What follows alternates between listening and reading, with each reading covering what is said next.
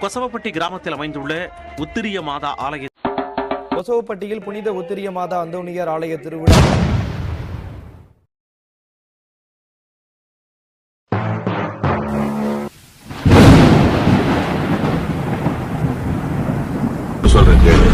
எங்க ஊரு பெருமை சொல்ல